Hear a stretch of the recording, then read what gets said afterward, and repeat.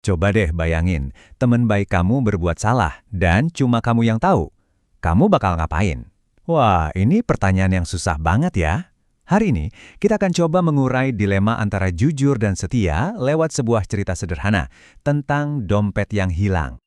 Jujur atau setia, dua-duanya kan nilai yang baik ya. Tapi gimana kalau kita dipaksa milih salah satu? Nah, inilah inti dari dilema yang akan kita bedah bareng-bareng. Sebuah pilihan sulit yang bisa aja terjadi ke siapapun termasuk kita. Oke, biar gampang, kita bakal bedah ini dalam 5 langkah. Kita mulai dari ceritanya dulu, terus kita lihat nilai apa aja sih yang sebenarnya berantem di sini. Setelah itu kita uji situasinya pakai beberapa tes etika, coba cari jalan keluar terbaik, dan terakhir kita ambil pelajarannya. Oke, kita langsung aja masuk ke ceritanya ya. Latar tempatnya itu di perpustakaan sekolah yang lagi sepi. Siapa sangka, di tempat setenang itu justru jadi awal mula dari sebuah dilema moral yang besar buat dua orang sahabat. Nah, ceritanya gini, Rara nemuin dompet di bawah kursi, dan tanpa pikir panjang, langsung dimasukin ke tas. Nggak lama kemudian, ada pengumuman dari pustakawan. Ada siswi namanya Nina yang kehilangan dompet. Dan disinilah dunia seakan berhenti buat Tari. Dia satu-satunya yang lihat kejadian itu. Dia sekarang kejebak antara sahabatnya dan kebenaran. Duh, harus gimana ya? Nah sekarang, ayo kita bedah inti masalahnya. Kunci buat ngerti dilema kayak gini tuh adalah sadar kalau ini bukan soal benar lawan salah loh, tapi justru benar lawan benar. Kejujuran itu benar, tapi kesetiaan sama temen juga benar kan? Coba dilihat di sini. Di satu sisi ada kejujuran, dorongan buat ngelakuin hal yang benar, ngembalin dompet ke Nina. Tapi di sisi lain ada kesetiaan. Keinginan buat ngelindungin sahabat kita, Rara, biar nggak kena masalah. Nah inilah yang disebut paradigma kebenaran lawan kesetiaan. Perang batin yang mungkin kita semua pernah ngalamin.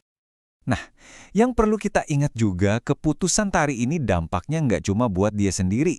Ada Rara yang nama baiknya bisa hancur, ada Nina yang jadi korban, ada pustakawan sebagai penegak aturan sekolah, dan ya jelas ada Tari sendiri yang persahabatannya bisa jadi taruhan. Tiap pilihan punya akibat buat semua orang.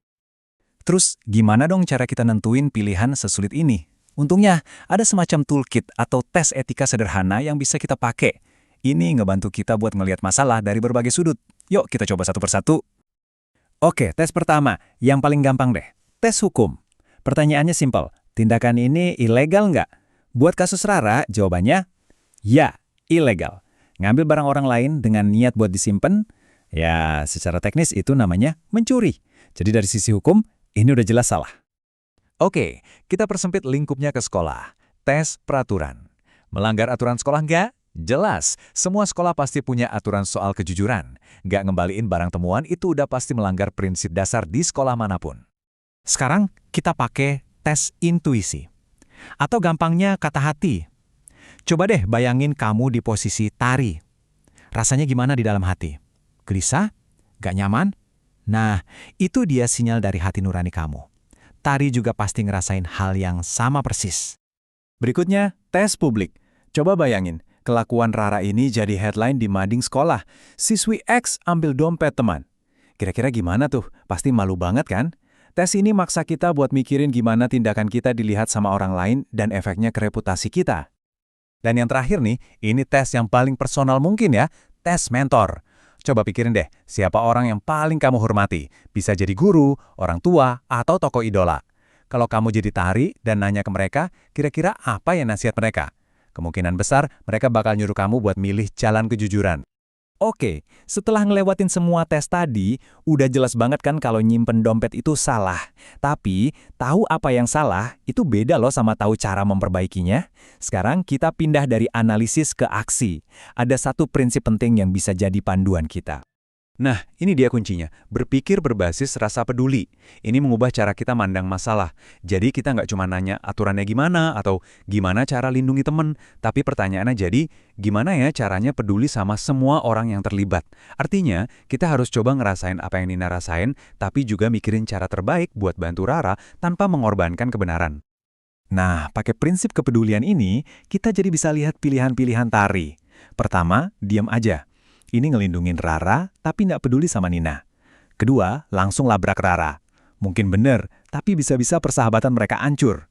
Tapi, coba lihat, ada opsi ketiga. Jalan tengah yang menyeimbangkan kepedulian ke semua pihak. Nah, kita sampai nih di bagian akhir dari perjalanan ini. Keputusan yang diambil dan pelajaran apa yang bisa kita ambil. Soalnya, nganalisis doang itu nggak cukup. Yang paling penting itu keberanian buat bertindak. Dan ternyata, ini solusi yang paling cerdas. Tari nggak jadi hakim, tapi dia jadi perantara.